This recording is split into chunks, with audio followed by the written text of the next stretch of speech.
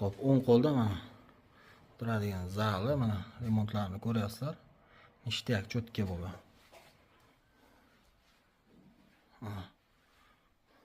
Aboylar ham o'ziga mos, mana eshiklar ham qimmat eshiklar.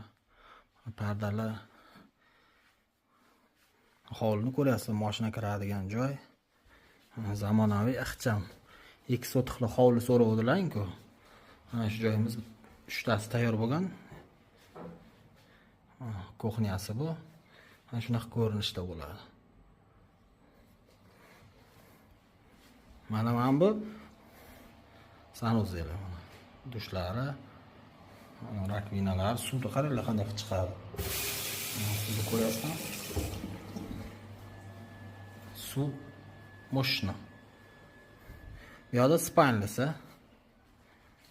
Spaynli qilgan xona. Konditsioner ham bor ekan, yaxlab turibdi xona. Uyni ko'ryapsizlar, ixcham mana, akkuratni qilib qo'yibdi. Mana yashaydigan uy. Mana bu yana bitta xonasi. Detskiy xona qarasizlar, mana beshik ham turibdi. Hali u katta bo'lsa, shu xona shuniki bo'ladi. Mana bu yerda yana bitta xonasi. Mana remontlarni so'rovdilar, qanaqa chiqadi deb, mana shunaqa remontda qilib beramiz. Mana tayyor. Ko'rdilarga, mana shu uyimiz 700 million narxi. Bir 300-400 million pullaring bo'lsa, qolganini bir 2 oyda qilib beraman desalaring, kutadi, o'zi bilan gaplashasizlar. Anu bo'lmasa, pullang yetmasa, bank bilan gaplashasizlar-da, o'zlaring, lekin egasi aralashmaydi. Bank bilan gaplashib qilib olishlaring mumkin.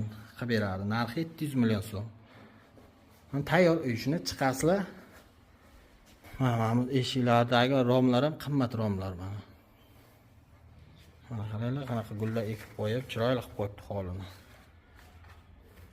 Ataplenasi bor, tepli poli bor, gazi bor, sveti bor, suv bor, Wi-Fi bor. Odamga nima kerak bo'lsa, hamma narsasi bor. Mana bu yerga mashina kirgizib qo'yasizlar. Shaharda ichida mana. Shu uyimizdan 3 ta qolgan. Bu ham sotilgan. Xo'p, 3 tasi qolgan ana.